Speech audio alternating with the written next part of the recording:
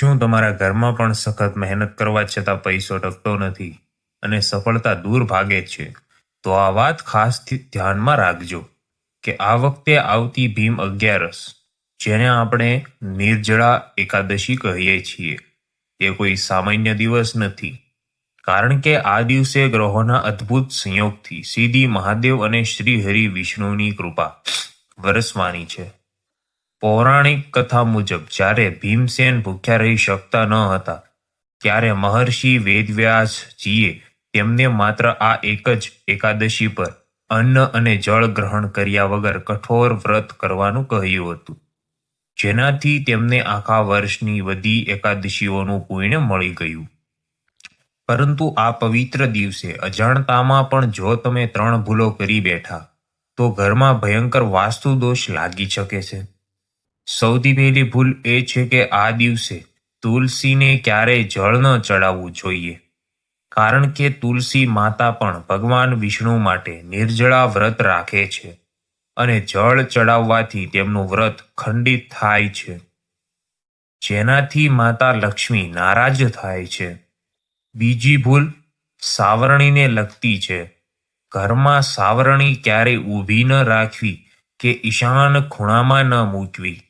તેને હંમેશા ઘરના નૈઋત્ય ખૂણામાં છુપાવીને સુડાવીને રાખવી જોઈએ, જેથી બહારની કોઈ વ્યક્તિની નજર પણ તેના પર ના પડે. ત્રીજી ભૂલ છે ઘરના ઈશાન ખૂણા એટલે કે ઉત્તર પૂર્વ દિશામાં ગંદકી કરવી.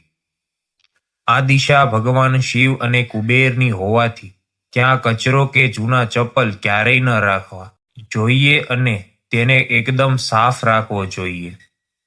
વાસ્તુશાસ્ત્ર મુજબ આ દિવસે સાંજે ગોધૂલી સમયે તમારા મુખ્ય દરવાજા પર અને પૂજા ઘરના ઉત્તર અને પૂર્વ દિશા તરફ વાટ રાખીને ઘીનો કે તલના તેલનો દીવો ચોક્કસ કરવો અને તેમાં ચપટી હળદર તથા 2 લવિંગ નાખવા, જેનાથી ઘરમાં નકારાત્મક ઉર્જા દૂર થશે અને ધન આકર્ષિત થશે. જ્યોતિષની દ્રષ્ટિએ આ ભીમ 11 4 રાશિઓ માટે ખૂબ જ ભાગ્યશાળી સાબિત થવાની છે. મેષ રાશિને જમીન મકાનથી લાભ થવાના છે અને નોકરીમાં પ્રમોશન મળશે. સિંહ રાશિના અટવાયેલા પૈસા પાછા આવશે અને માન સન્માન વધશે. તુલા રાશિના વેપારમાં અદ્ભુત વૃદ્ધિ થશે અને પારિવારિક શાંતિ મળશે. જ્યારે કન્યા રાશિના લોકોને માનસિક તણાવ તેમજ દેવામાંથી મુક્તિ મળશે અને આવકના નવા રસ્તાઓ ખુલશે. બાકીની રાશિઓએ પણ નિરાશ થવાની કોઈ જરૂર નથી. સાચા મનથી કરેલી ભક્તિ ક્યારેય એળે જતી નથી અને વાસ્તુ નિયમોના પાલનથી દરેક પર પ્રભુની કૃપા વરસે જ છે. ખાસ યાદ રાખજો કે આ ઘોમઘટકા તાપમાનમાં કોઈ તરસ્યા પશુ પક્ષી કે માણસને જળ પીવડાવવાનું પુણ્ય સોનાના દાન કરતાં પણ મોટું માનવામાં આવે છે.